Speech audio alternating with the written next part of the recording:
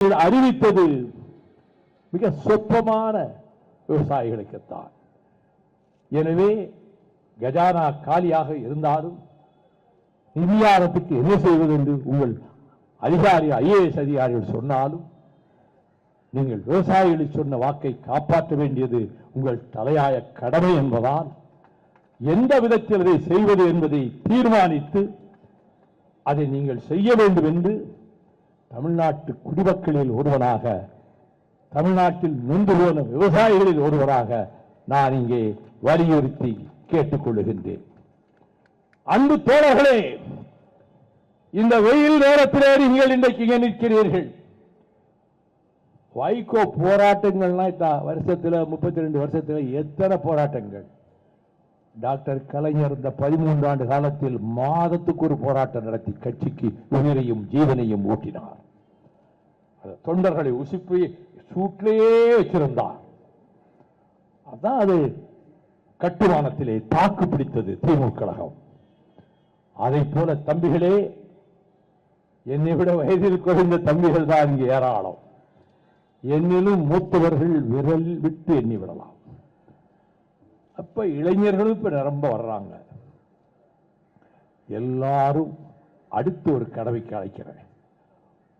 மிக மோசமான அயோக்கியத்தனமான வேலைகளை செய்வதற்கென்றே அர்லேக்கரா, அவர் பேர் என்ன,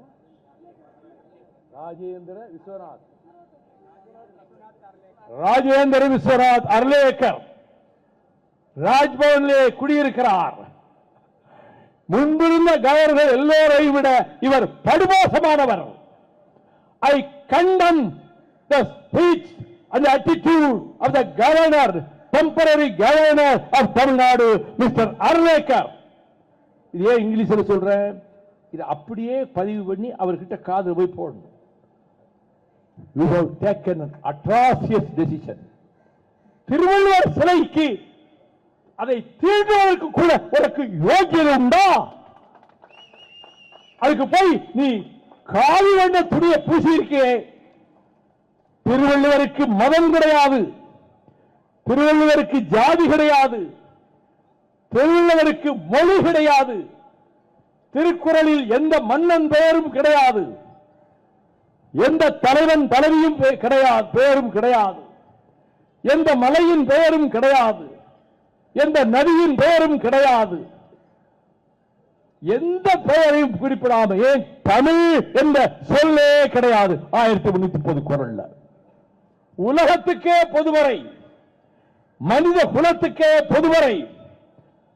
பின்னட்டும் சிலையை டாக்டர் கலைஞர் முக்கடல் சந்திப்பில் எழுப்பி உலகில் மிக மிக எழிலான அழகான இடம் எது என்று கேட்டால் மார்ட்டின் லூதர் கிங் சொன்னார், உலகத்திலேயே அழகான இடம் 3 கடல்கள் சங்கமிக்கின்ற கன்னியாகுமரி முனை என்று சொன்னார்.